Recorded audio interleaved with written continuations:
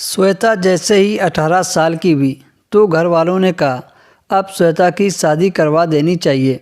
श्वेता का एक बड़ा भाई था जो कि अभी तक कुंवारा था, लेकिन उसके माँ बाप को श्वेता की शादी की ज़्यादा जल्दी थी, क्योंकि वहाँ का रिवाज था कि लड़की 18 साल की होते ही वह उनकी शादी कर देते थे। पर श्वेता अभी डॉक्टर बनना चाहती थी, वो शादी नहीं करना चाहती थी।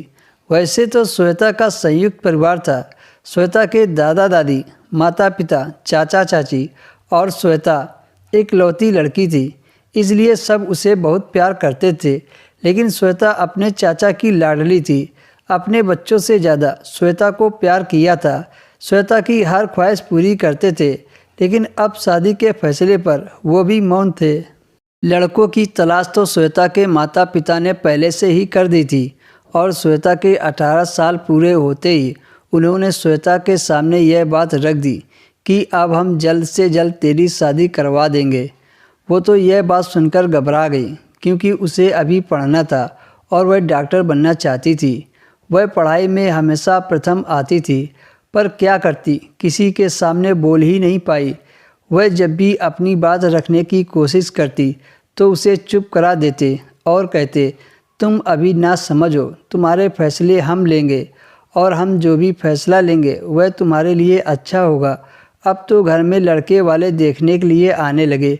हर दूसरे दिन कोई नया लड़का देखने के लिए घर पर आ जाता। एक अमित नाम के लड़के को पसंद कर लिया। वो अमीर था और घर में अकेला था, और अमित ने भी श्वेता को पहली नज़र में ही पसंद कर लिया था।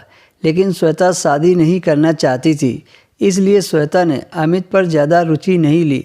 पर घर वालों ने बोला कि हम लोग बहुत जल्द आपको बता देंगे।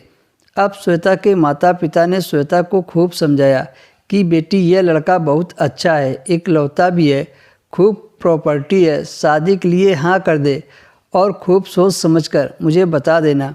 श्वेता खूब रोई और चिल्लाई। उसने अपने घर वालों पर खूब गुस्सा किया कि मैं मानती हूँ कि लड़का अच्छा है, परिवार अच्छा है, पर मुझे शादी नहीं करनी है। इस बात पर श्वेता को चुप करा दिया और कहा, मैं तुम्हारा भला ही चाहता हूँ। श्वेता के चाचा चुपचाप खड़े होकर उनकी बातें सुन रहे थे, क्योंकि उनके घर में लड़कियों की जल्दी शादी कर दी जाती थी।